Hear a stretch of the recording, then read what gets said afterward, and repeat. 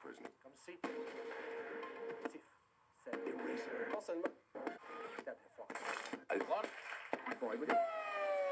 Street next Wednesday night. And again, it's hammered.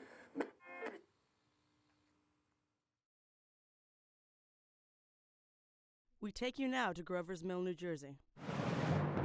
Ladies and gentlemen, this is Carl Phillips again out of the Wilmouth Farm, Grover's Mill, New Jersey. Professor, I guess that's it. Yes, I guess that's the thing directly in front of me, half buried in a vast pit. Must have struck with terrific force. The ground is covered with splinters of a tree. It must have struck on its way down. What I can see of the object itself doesn't look very much like a meteor, at least not the meteors I've seen. It's more of a huge cylinder. It has a diameter of... What would you say, Professor Pearson? What's that? What would you say? What's the diameter of this thing? About 30 yards. While the policemen are pushing the crowd back, here's Mrs. Wilmouth, owner of the farm here. She may have some interesting facts to add. Well, I was listening to the radio and kind of drowsing. That professor fellow was talking about Mars, so I was half dozing and... Yes, Mrs. Wilmouth, and then what happened? Well, I was saying, I was listening to the radio kind of halfway. Yes, Mrs. Wilmouth, and then you saw something. Not first off, I heard something. Well, what did you hear?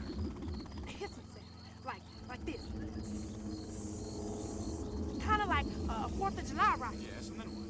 I turned my head off the window and would have swore I was asleep and dreaming. Yes? I seen that kind of greenish streak, and then zingo!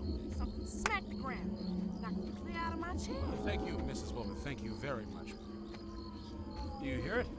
It's a curious humming sound that seems to come from inside the object. I'll move the microphone nearer. No, we're not more than 25 feet away. Can you hear it now? Professor Pearson. Yes, Mr. Phillips. Can you tell us the meaning of that scraping noise inside of the thing? Possibly the unequal cooling of its surface. See, do you think it's a meteor, Professor? I don't know what to think, but the metal casing is definitely extraterrestrial, not found on this Earth. Friction with the Earth's atmosphere usually tears holes in a meteorite. The thing is smooth and, as you can see, of a cylindrical shape. Just a minute! Something's happening.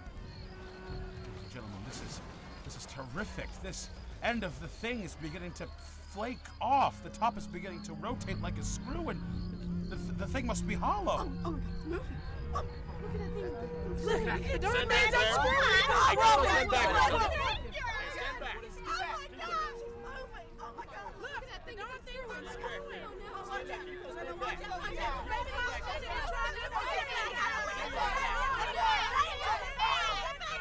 Ladies and gentlemen, this is the most terrifying thing I have ever witnessed.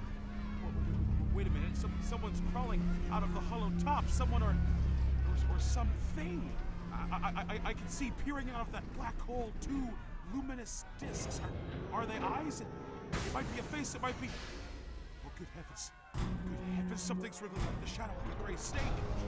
And now it's another one, and another one, and another one. They look like tentacles to me. I can see the thing's body now. It's large as a bear, and it glistens like wet leather.